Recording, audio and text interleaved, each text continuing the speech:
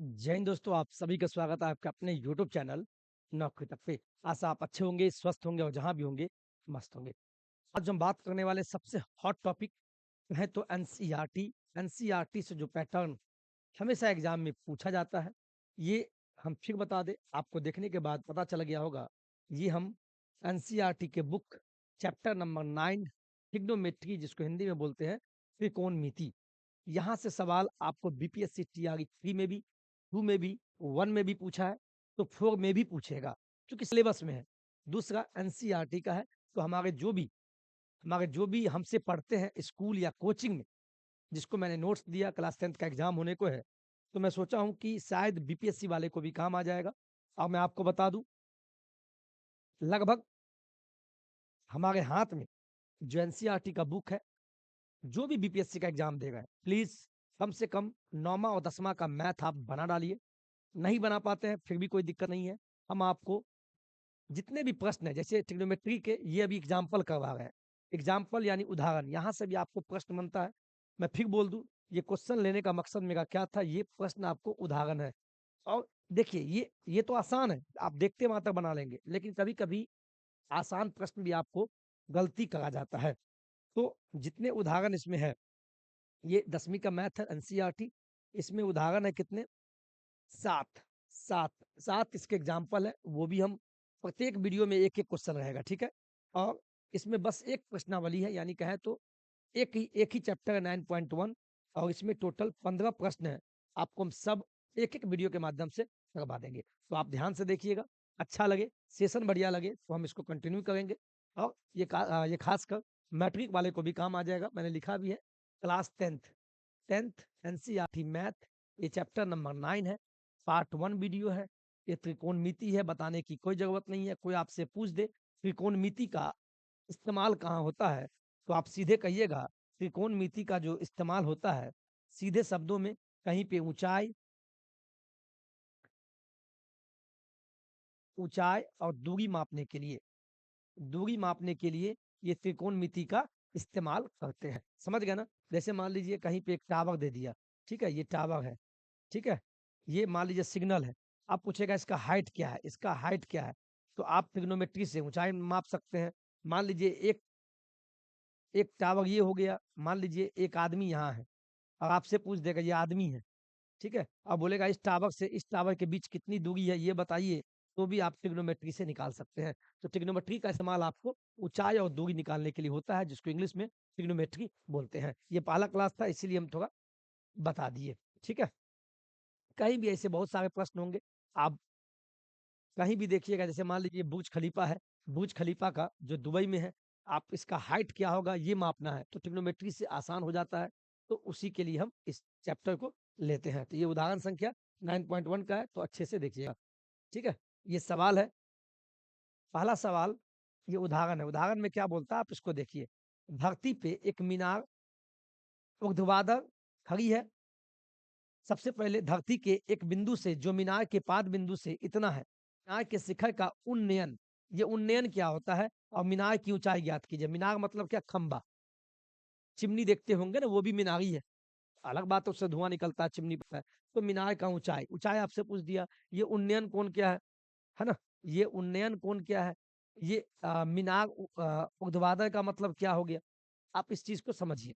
हम सारी बात को हम एक सिंपल में आपको हम लेते हैं। जैसे मान लीजिए जिस धरती पे हम चल रहे हैं, मान लीजिए वो समतल है, तो समतल को ही हम कहते हैं क्षैतिज। समतल को ही हम कहते हैं क्षैतिज, ठीक है। क्षैतिज का मतलब हुआ सीधा। जो जमीन, जिस जमीन पर हम चलते हैं, वो क्षैतिज हो गया। कहीं भी अगर ये लिखा रहे ऊर्ध्वाधर, ये लिखा रहे, इसका मतलब होता है वर्टिकल, ठीक है। वर्टिकल, वर्टिकल का मतलब हुआ लंबवत। जैसे ये हुआ, ये क्या हुआ? ये ऊर्ध्वाधर है। अभी हम जो लंबा खड़े हैं, अभी हम सीधा जो खड़े हैं, ये ऊर्ध्वाधर पोजीशन में है। जब हम लेट जाएंगे, जब सोने की कंडीशन में होते हैं, तो उसको हम क्षैतिज बोलते हैं। ये भी क्लियर होना चाहिए, समझ गए? अब आते हैं उन्नयन कोण क्या है। उन्नयन कोण को भी आप समझ लीजिए, इसके बाद क्वेश्चन बनाने में मजा आएगा, ठीक है। यहाँ देखिए, सिंपल में आपको हम बताते हैं। उन्नयन कोण का मतलब क्या होता है? ठेठी में। जैसे मान लीजिए ये बुर्ज खलीफा, बुर्ज खलीफा का हमको, जैसे मैं दुबई गया था, ठीक है, आप दुबई में गया था तो बुर्ज खलीफा तो बहुत लंबा है। मान लीजिए हम ऐसे खड़ा है, ऐसे देख रहे हैं बुर्ज खलीफा को, ऐसे ऐसे देख रहे हैं, मतलब चूंकि बहुत ऊंचा है, तो नीचे से जो ऊपर देखते हैं, मान लीजिए ये बुर्ज खलीफा है, तो बुर्ज खलीफा का लास्ट ये है लास्ट, ये लास्ट है ना भैया, ये लास्ट है। अब मान लीजिए इसको देख रहा है कोई व्यक्ति है, यहाँ से अगर इसको देख रहा है, ठीक है, तो इसका मतलब है कोई ना कोई एंगल बनाता होगा, कोण बनाता होगा। अब कैसे कोण कैसे बनेगा? मान लीजिए कोई लाइन है, कोई भी लाइन है, यहाँ से कोई बोलेगा 10 डिग्री का कोण बनाओ, तो मान लीजिए ऐसे होगा। कोई बोलेगा 30 डिग्री का बनाओ तो ऐसे होगा, 45 डिग्री का बनाओ तो ऐसे होगा, 90 का बनाओ तो ऐसे होगा। कहने का मतलब है ये किसी न किसी लाइन से कोण कब बनता है? जब क्षैतिज लाइन से, जब एक लाइन खींचा आता है तो उसके बीच का एंगल होता है। ठीक है, तो जब एक व्यक्ति नीचे से ऊपर देखेगा, लास्ट बिंदु को देख रहे हैं, इस लास्ट से इसको देखना है, तो यहाँ से हम ऐसे देख रहे हैं, ऐसे तो ऐसे देख रहे हैं इसके लास्ट बिंदु को, तो इसका मतलब यहाँ कोई कोण बन रहा है। और इस लाइन का मतलब क्या हुआ? जब मान लीजिए हम सीधे ऐसे गएंगे सीधे, और जब ऊपर देखेंगे तो इसका मतलब है एक लाइन सीधा होगा, ठीक है, जो समतल जिस जमीन पर हम चलते हैं वो भी समतल है इसके पैरेलल में, ठीक है। मान लीजिए ये है, तो अभी आंख मेरा ऐसे है, ये लाइन हो गया एक लाइन, ठीक है। अब मान लीजिए हम यहाँ से उस बिल्डिंग को ऊपर देख रहे हैं, तो क्या होगा? यहाँ से मान लीजिए ये समतल हो गया, यहाँ से उसको देख रहे हैं तो एक लाइन ऐसे जाएगा, तभी तो कोण बना। तो नीचे से जब ऊपर देखते हैं तो इसी को बोलते हैं उन्नयन कोण। क्या बोलते हैं? उन्नयन कोण। क्या बोलते हैं? उन्नयन कोण। देखिए थोड़ा बता देते हैं जिससे कि आपको दिक्कत नहीं हो। इसको क्या बोलते हैं? उन्नयन कोण बोलते हैं। फर्स्ट उन्नयन कोण, जिसको हम बोलते हैं उन्नयन कोण, एंगल ऑफ, इंग्लिश में एंगल एलिवेशन, एलिवेशन इसको बोलते हैं लाइन ऑफ, ठीक है, ये उन्नयन कोण। अब मान लीजिए कोई व्यक्ति यहाँ पहुंच गया, अब यहाँ पहुंच के अब इसको देखेगा, ये भी होता है ना कभी कभी, ये भी होता होगा, पहले इसको नोट कर लीजिए आप फटाफट। ये तो हो गया जब नीचे से ऊपर देखते हैं तो उन्नयन कोण, ठीक है। अब मिटाते हैं इसको हम। यहाँ देखिए सर, मुझे पता है ये आता होगा आपको, यहाँ ध्यान दीजिए,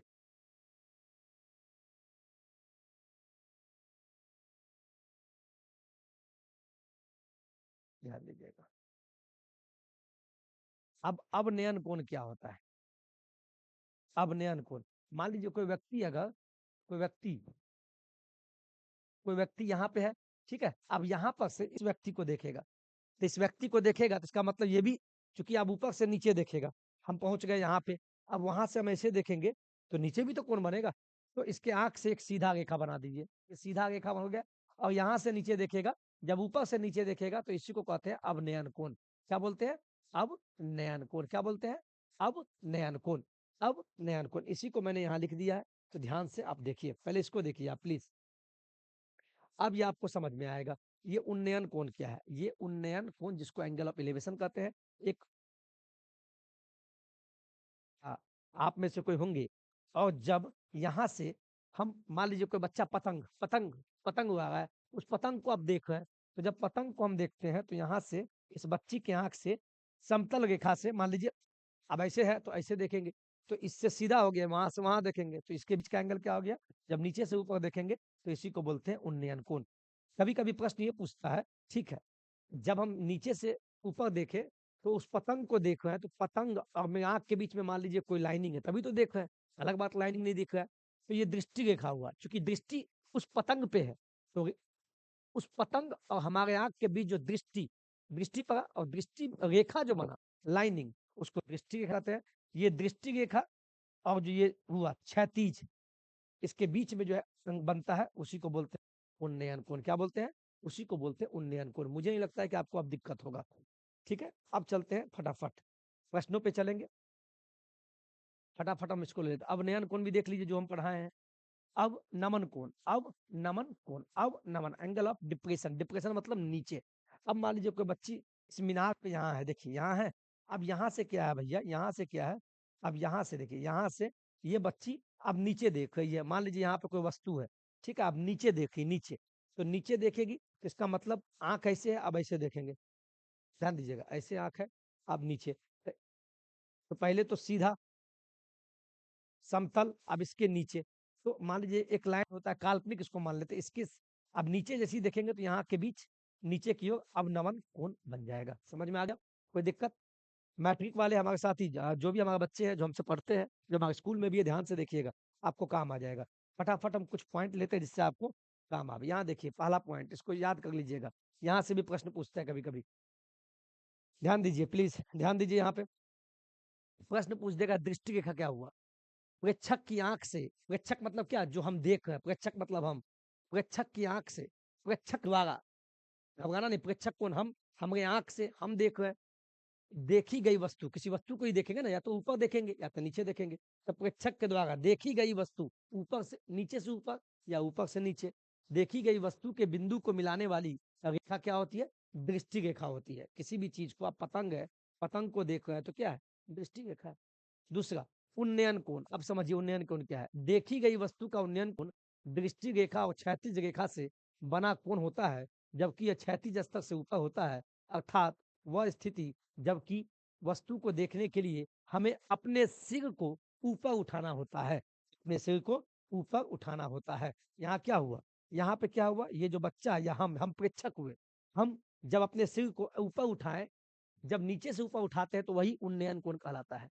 ठीक है? दृष्टि रेखा मतलब किसी, प्रेक्षक मतलब हम जो देख रहा है, उसके द्वारा जब किसी वस्तु के बीच में जो, जब किसी वस्तु को देख रहे हैं तो उस वस्तु के बीच के जो डिस्टेंस है, दृष्टि के माध्यम से दृष्टि रेखा हुआ, और क्षैतिज, दोनों के बीच का जो कोण होता है वही उन्नयन कोण। जब ऊपर देखेंगे तो अपने सिर को जब उठाते हैं और देखने के लिए तो वो उन्नयन कोण होता है, और जब सिर को जब नीचे झुकाते हैं तो वो अवनमन कोण होता है। ये भी देख लीजिए, उन्नयन कोण हो गया।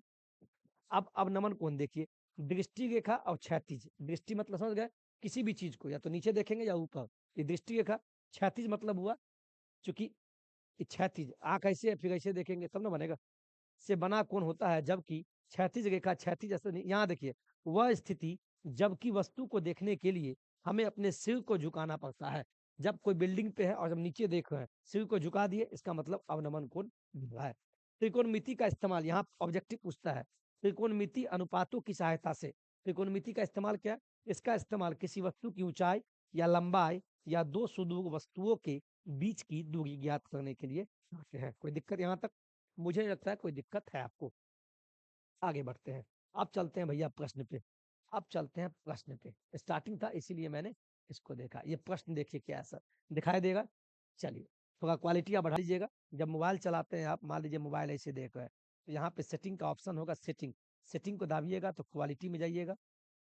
क्वालिटी, क्वालिटी के बाद एडवांस, एडवांस क्लिक कीजिएगा, और एडवांस के बाद यहाँ पे 720 पी कर लीजिएगा। इसके बाद आपका क्वालिटी बढ़ जाएगा। ठीक है, आगे बढ़ते हैं। ये एनसीईआरटी का एग्जाम्पल 1 है। मैं फिर बता दूं, ये क्लास 10th का एनसीईआरटी है। ये सबको काम आएगा, जो एग्जाम देगा उनके लिए भी। उदाहरण देखिएगा क्या बोलता है। धरती पर एक मीनार, मान लीजिए कोई मीनार है, ये एग्जाम्पल भी दे दिया, हम अपने बताते हैं। क्वेश्चन पढ़िए और बनाइए, कुछ दिक्कत नहीं है। धरती पे एक मीनार है, जो कैसे खड़ी है भाई? ऊर्ध्वाधर। ऊर्ध्वाधर का मतलब क्या? वर्टिकल। मान लीजिए कोई मीनार है, ठीक है, कोई मीनार है, ऐसे खड़ा है, ठीक है। अब देखिए, धरती के एक बिंदु से, पढ़िए पढ़िए पहले, धरती के एक बिंदु से जो मीनार के पाद बिंदु, पाद बिंदु का मतलब समझिए, मान लीजिए यहाँ कोई मीनार है, ये मीनार है, चिमनी है, मीनार का मतलब चिमनी है। ये जो नीचे वाला भाग होता है जिसपे चिमनी खड़ा है, तो नीचे में बेस होगा, इसको हम बोलते हैं पाद बिंदु। क्या बोलते हैं? पाद बिंदु। इसका मतलब कोई दूसरा मत समझ लीजिएगा, इसको बोलते हैं पाद बिंदु। समझ गए ना आप? पाद मतलब नीचे, बिंदु यहाँ। धरती के एक बिंदु से जो मीनार के पाद बिंदु से 15 मीटर दूर है, यानी मीनार की बात किया जा रहा है। ये जो है, धरती पे कहीं एक बिंदु ले लिए, मान लीजिए यहाँ बिंदु ले लिए, आप कोई लेने वाला इधर भी ले सकता है, कोई दिक्कत नहीं है। धरती के एक बिंदु, तो कोई बिंदु ले लिए, बिंदु से जो मीनार है, ये मीनार है, ये पाद बिंदु, यानी इस मीनार के पाद बिंदु से 15 मीटर दूर है। यानी ये बिंदु जो है इस मीनार से कितना दूरी पे है? इस मीनार से कितना दूरी पे है? इस मीनार से, यानी यहाँ से यहाँ कितना हो गया? 15 मीटर। कोई दिक्कत? हमें नहीं लगता है कोई दिक्कत हुआ होगा। ठीक है। मीनार के शिखर का उन्नयन कोण, ये जो मीनार है, अब ये शिखर, ये सबसे लास्ट बिंदु है, इसको क्या कहेंगे? इसको कहा जाता है शिखर। समझिए, हमें पता है, आपको है पता, लेकिन ये सब पॉइंट है। और क्वेश्चन में ही आपका आंसर छिपा हुआ है। क्वेश्चन पढ़ना सीख लीजिए, स्लोली पढ़िए। मीनार के शिखर का उन्नयन, जब भी उन्नयन बोला मतलब क्या, अपने सिर को उठाना है। उन्नयन तो ऊपर से नीचे तो नहीं बनेगा।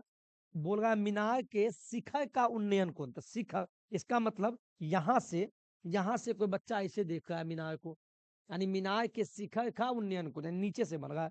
इसका मतलब हुआ नीचे से, यानी नीचे से ऊपर देख रहा है, नीचे से इस शिखर को देख रहा है। और कितना है, 60 डिग्री है, यानी ये कितना है, ये है 60 डिग्री। यहाँ तक समझ में आया मेरे दोस्त? यहाँ तक समझ में आया? जो भी हमारे मैट्रिक के साथी है, सब कहने का मतलब मैट्रिक के जो भी बच्चे हैं और बच्चियां जो एग्जाम में बैठ कर उनको भी काम आएगा, जो बीपीएससी में उनको भी काम आएगा।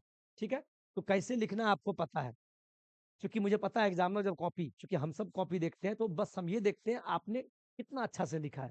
क्योंकि आपको जवाब भी देना है तो फास्ट में लिखिएगा, तो हम ये नहीं बताएंगे क्या लिखना है, इतना समझ गए आप? देखिए, धरती पे एक मीनार ऊर्ध्वाधर, ऊर्ध्वाधर मतलब वर्टिकल खड़ा है। धरती के एक बिंदु से, कहीं एक बिंदु ले लिए, जो मीनार के पाद बिंदु से 15 मीटर दूर है। कौन दूर है? धरती पे जो कोई बिंदु लिए हैं वो दूर है किससे? इस मीनार के पाद बिंदु से 15 मीटर। तो मीनार के शिखर का उन्नयन कौन? अब मीनार की ऊंचाई पूछ रहा है। मीनार की ऊंचाई, मैंने बोला ना त्रिकोणमिति का काम क्या है, ऊंचाई पता लगाना, या आपको बीच का, दो वस्तु के बीच का डिस्टेंस पता लगाना। तो अभी यहाँ पूछ दिया, क्योंकि आपका ये पूछ दिया यहां से लेके यहां तक क्या ऊंचाई है। यहां तक समझ गए? यहां तक समझ गए? अब देखिए कितना आसान है, इसको हम फटाफट करते हैं। सबसे पहले जान लीजिए कि ट्रिग्नोमेट्री में आप साइन कॉस्टेन कॉटसेक कॉसेक याद कर लीजिएगा। और इतना ही नहीं, याद करने के लिए आप प्लीज कहेंगे तो एक अलग से वीडियो ला देंगे। 0, 30 डिग्री, 45 डिग्री, यानी 45, 60 डिग्री, और एक 90 डिग्री होता है। बहुत सिंपल है, इसको हम नेक्स्ट वीडियो में लेंगे, अभी वीडियो लंबा हो जाएगा। ठीक है, ठीक है। और जब भी आप त्रिकोणमिति बना रहे हैं तो वहां पे ज्यादा जो फॉर्मूला यूज होता है 99% वो 10 का होता है, याद रखिएगा। 10, 10, 10 का फॉर्मूला क्या होता है बोलिए? ये होता है आपको, क्या होता है, लंब, लंब बट्टा आधार होता है। कोई दिक्कत? ये फॉर्मूला होता है।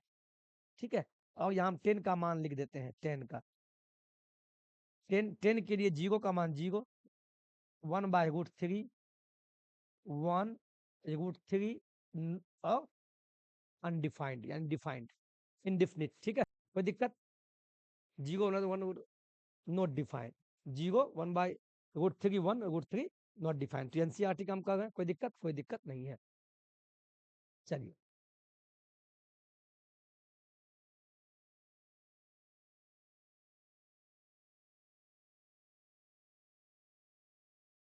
चलिए यहाँ क्वेश्चन ले। तो अब बताइए, हमको जब ये निकालना है, ये निकालना है, सॉरी ये हमको पता है, ये पता है। देखिए ज्यादा दिमाग नहीं लगाने का, ये बोला है, यानी लंब, लंब निकालने बोला है। हमको ये पता है, ये हमको पता है कि 10, यहाँ 60 दिया है तो 60 लिखिए। ठीक है, 10, 60 यहाँ हम लिखते हैं इसको।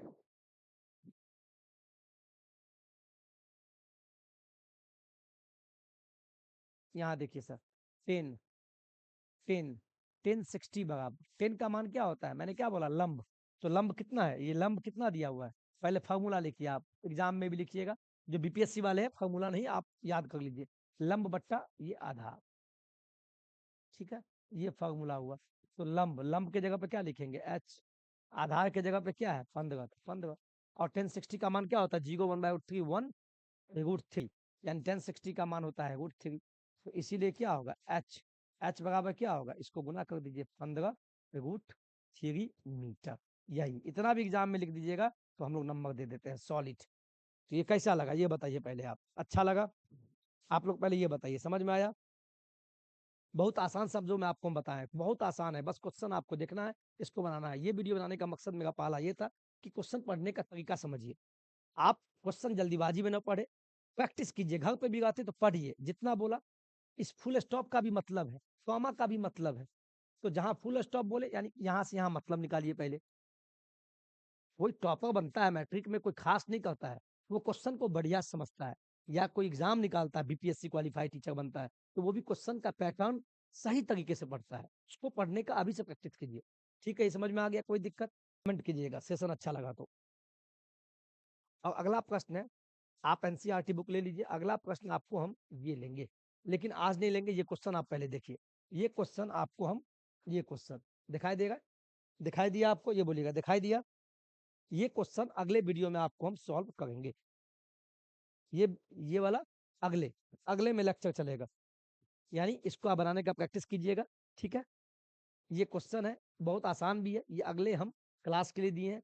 ये आपको वीडियो बन जाएगा, नहीं बने कोई दिक्कत नहीं, हम आपको बता देंगे, बहुत आसान है, बस क्वेश्चन देखने के बाद घबराना नहीं है। ठीक है, तो आज के लिए हम यही खत्म करते हैं। वीडियो अच्छा लगे तो लाइक सब्सक्राइब कर दीजिएगा।